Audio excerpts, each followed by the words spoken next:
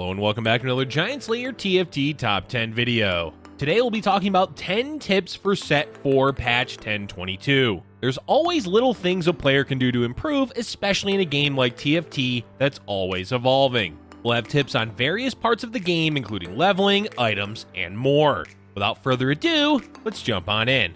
But before we begin, please don't forget to click the links in our description. Give your support to everyone who helped make this video happen. We host many TFT tournaments with plenty of exciting content to come, so be sure to also follow our Giant Slayer TFT social media pages. Alright, let's get back to the video. To start off our list, let's talk about the number 10 tip, which is to make sure you're buying champions. We have to start off talking about this because Riot pulled a bamboozle on us by reverting the change they did at the start of Set 4 to the shop. What they originally did was make it so not buying a champion in your shop made it so it won't appear in your next shop roll. So that meant it was overall better not to buy the majority of champions from your shop to increase your odds of hitting the champions you wanted. But that change was reversed, and now we're back to the olden days where it's good to buy out your shop. Of course, we should make it clear that you don't want to buy every single champion in your shop if it's going to cost you interest. For example, if you're at 35 gold and have the option to buy 3 1-cost champions, a 2-cost champion, and a 3-cost champion.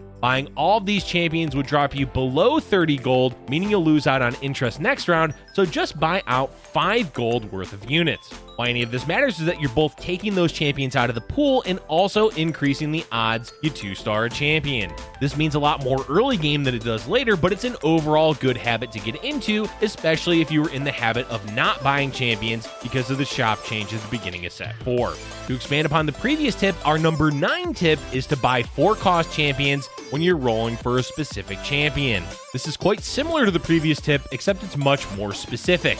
Essentially what we're saying is that if you want to find a specific 4-cost champion for champions and you're rolling down, it's a good idea to buy every 4-cost champion you find. Here's an example to clarify what we mean. Let's say you want to 2-star your Morgana and have 50 gold to roll. When you begin rolling, simply buy out all 4-cost champions you find in your shop. Make sure you don't accidentally 2-star any of them unless you actually want to use that champion. But the goal is to take these champions out of the pool to increase the odds of hitting the champion you want, which is Morgana in this example. There are a few things to be aware of when doing this. First, as we mentioned, is to not accidentally 2-star any of the champions you don't want, as that will lose you gold when you sell them. Second is that you want a decent amount of bench space so you don't have to constantly buy and sell. The third is that this will require you to make decisions and can be overwhelming if you're new to it. But don't worry, keep at it and practice. The goal here is, as we said, to remove as many 4-cost champions from the pool as you can. It's not going to increase the odds of finding the champion you want by much, but enough that it's worth doing if you have the gold to do so, enough bench space, and are quick at buying and selling.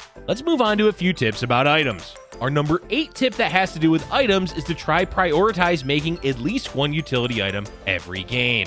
First off, let's define what we mean by utility item. There's a whole bunch of them technically, but we're specifically talking about aura utility items. Those are Zeke's Herald, Chalice of Power, and Locket. Of course, other utility items are always great to make, but they aren't as high of a priority, so we're focusing on primarily these 3 that we listed as they provide buffs to multiple champions. It's become a huge part of the meta to focus on making at least one of these aura items a game, as the buffs they provide are ridiculously good. Chalice, for example, is essential for any composition running a damage dealer that primarily does magic damage. Ahri can struggle at dealing enough damage, but once you put her next to a champion with a Chalice, she will often blast away the entire board. Zeke's Herald is particularly amazing for any backline ranged carry like sharpshooters or Ashe. Locket has fallen slightly off in priority after it was nerfed, but it's still an amazing early game item, as most early game champions don't do enough damage to burn through the shields before they expire. All of these items are common in the meta, and you will do well to try making at least one of them every game. Specifically try to get them early, as they are all valuable early, with Zeke's and Chalice scaling well later into the game. Next up, we have our 7th tip, which is to use ZZ'ROT to taunt assassins off of your backline. ZZ'ROT Portal has become a fantastic item after they added the taunt functionality to it. You'll commonly see it used on a frontline champion to draw attention to them so that they cast early on in a fight, such as Sejuani or Aatrox. But ZZ'ROT has a few other uses, specifically one our tip is talking about. Basically, use a champion as an assassin grabber with ZZ'ROT. This can be any champion, but try to keep it on one that's harder to kill or provides a useful ultimate.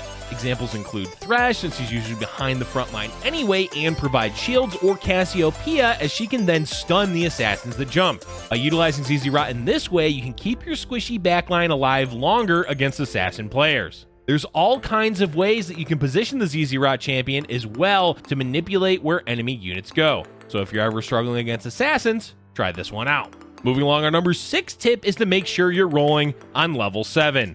Even if you're in a strong position and have a lot of health and gold, it's almost always better to roll on level 7. So why is that? The main reason is that 4-cost champions are extremely good and important for doing well. Level 7 is where you have a good chance of finding 4-cost champions, but even better, it's the level you can find a chosen 4-cost champion. The power spike you gain from high rolling the chosen 4-cost that you want is ridiculous and often enough to propel you to a top 4 just from that one roll. And really, that's all there is to it for this tip. Make sure you're leveling to 7 no later than 4-1, and then your roll. Also, make sure you don't spend all of your gold, but at least spend 30 to 40 gold if possible. The number 5 tip for today also has to do with a specific level, as you should always know when to level to 8.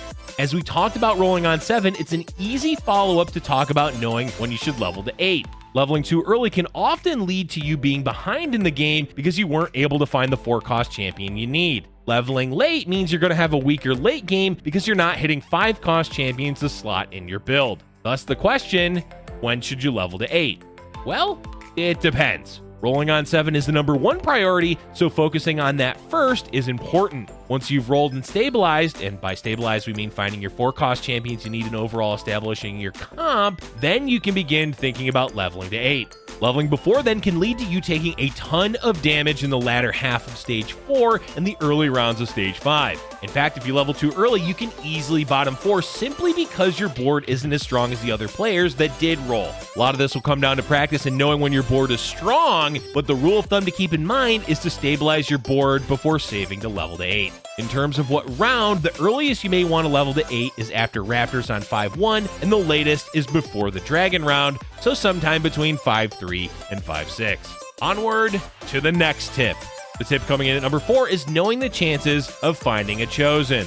In patch 10.22, they added a handy-dandy way of seeing the chances of finding a chosen based on your current level. Make use of this until you're familiar with what levels you can find certain chosen tiers, as it will make it a lot easier for knowing when you can sell an earlier chosen unit to try to find a higher tier one.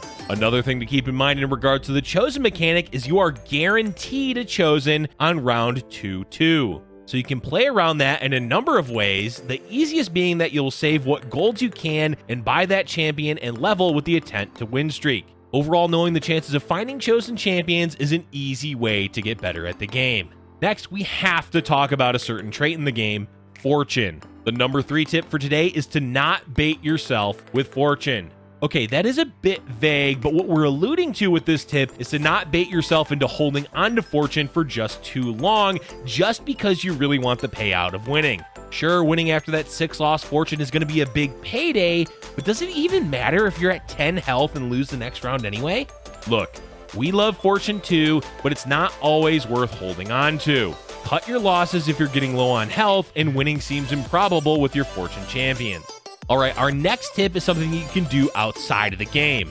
The number 2 tip for today is to watch streams and check the match histories of top players.